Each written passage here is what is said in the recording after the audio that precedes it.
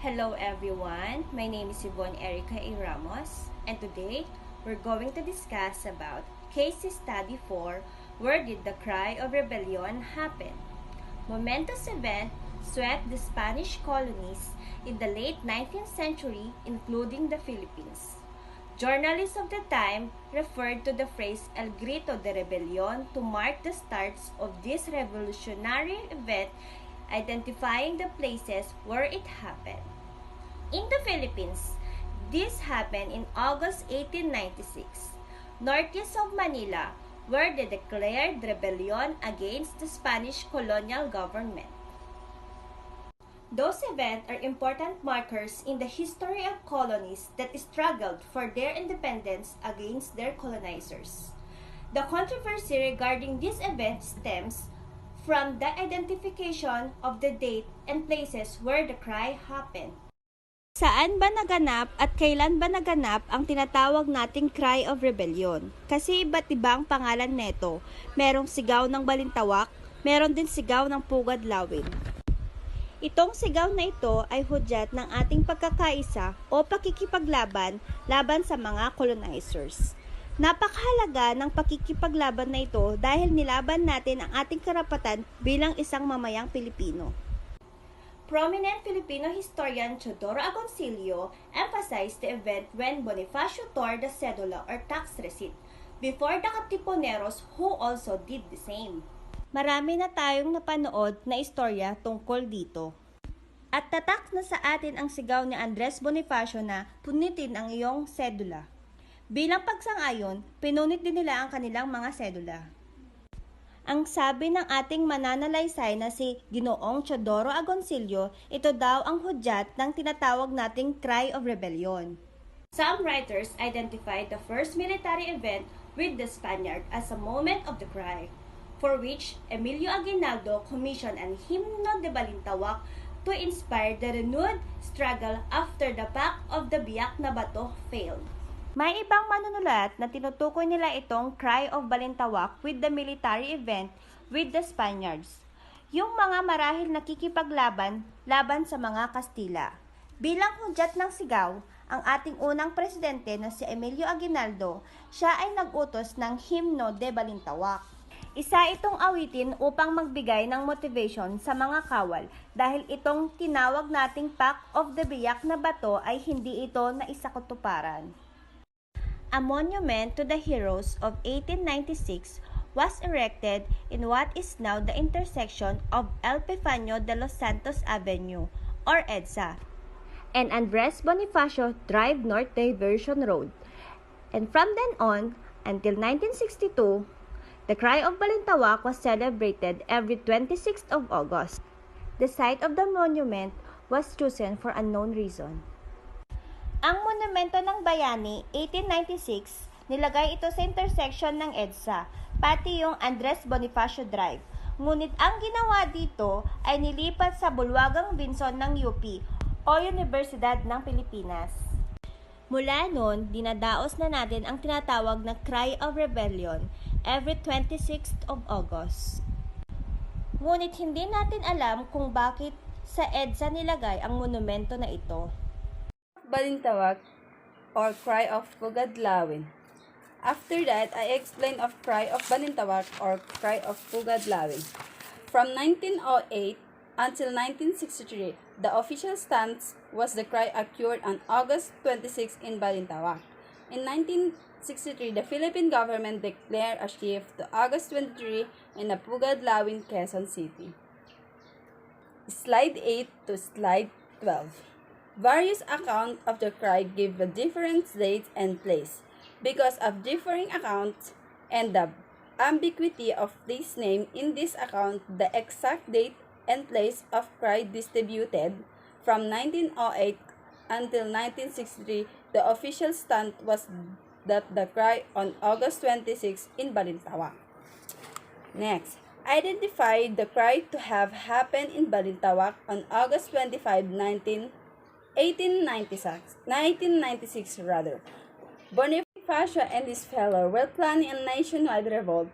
This led to an event called the Cry of Pugad Lawin, where revolutionary took part in a mass steering of cédulas, community task certificates, symbolizing their fight against Spain.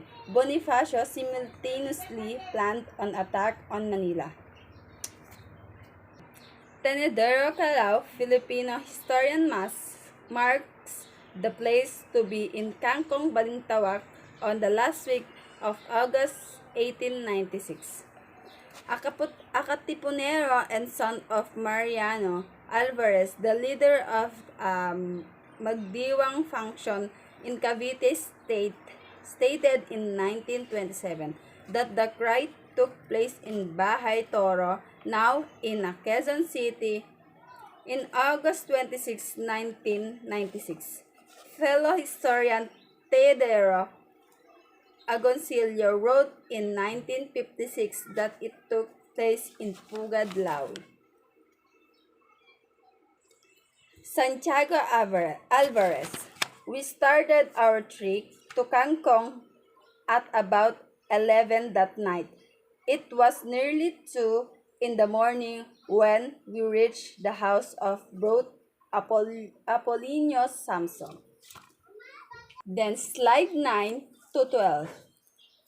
Primary source of Act of the Cry by Guillermo Masangkay. On August 26, a big meeting was held in Balintawak at the house of Apollinio Samson, then Cabeza of the barrio of Caloocan. Opened with Andres Bonifacio presiding and Emilio Jacinto acting like a secretary. The purpose of the meeting was to discuss when the uprising was to take place. Next, slide 13 to 14. Different dates and place of the cry.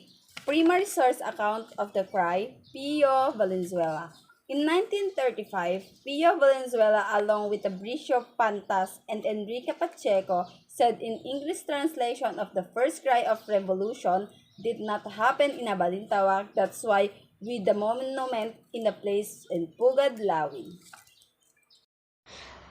Verdict. From the eyewitness accounts presented, there is indeed marked disagreement among historical witnesses as to the place and time of the occurrence of the cry. Using primary and secondary sources, 4 places have been identified: Balintawak, Kangkong, Pugad, Lawin, and Bahay Toro, while the dates vary 23, 24, 25, and 26 August 1896. Valenzuela's account should be read with caution. He once told a Spanish investigator that the cry happened in Balintawak on Wednesday, 26 August 1896. Much later, he wrote in his Memories of the Revolution that it happened at Pugad, Lawin on 23 August 1896. Such inconsistencies in accounts should always be seen as a red flag when dealing with primary sources. According to Guerrero, Encarnacion, and Villegas, all these places are in Balintawak, then part of Caloocan, now in Quezon City. As for the dates, Bonifacio and his troops may have been moving from one place to another to avoid being located by the Spanish government, which could explain why there are several accounts of the cry. Different dates and places of the cry. The first place of refuge of Andres Bonifacio, Emilio Jacinto, Procopio Bonifacio, Teodoro Plata, Angelo del Rosario, and myself was Balintawak. The first 5 arriving there on August 19 and I on August 20, 1896. The first place where some 500 members of the Katipunan met on August 22, 1896 was the house and yard of Apolonio Samson at Kangkong. Aside from the persons mentioned above, among those who were there were Bricio Pantas, Alejandro Santiago, Ramon Bernardo, Apolonio Samson, and others. It was pugad lawin, the house, storehouse, and yard of Juan Ramos, son of Melchora Aquino, where over 1,000 members of the Katipunan met and cried out considerable debate and discussion on August 23, 1896. The discussion was on whether or not the revolution against the Spanish government should be started on August 29, 1896. After the tumultuous meeting, many of those present tore their cedula certificates and shouted, "Long live the Philippines! Long live the Philippines!" The Philippine Revolution of 1896 began with what later became known as the first cry of the initial move of the Filipinos to begin the Revolution of Independence. The event happened after the Katipunan was exposed on August 19, 1896, and the Spaniards began to crack down on suspected rebels.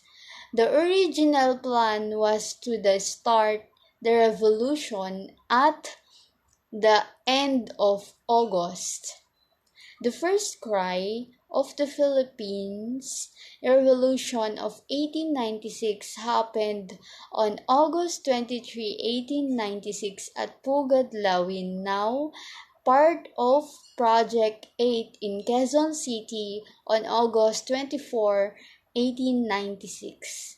The first place where some 500 members of the Katipunan met on August 22, 1896.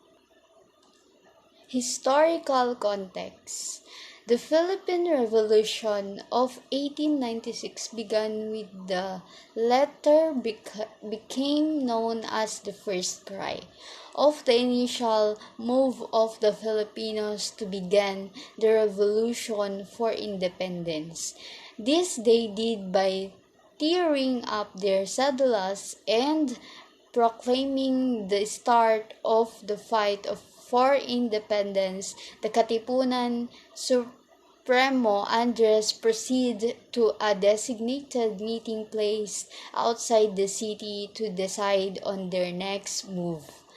It was believed that the first cry occurred there on August 26. However, the date and place of the event were later contradicted by different Katipunan personalities who claimed that they were there at all the time.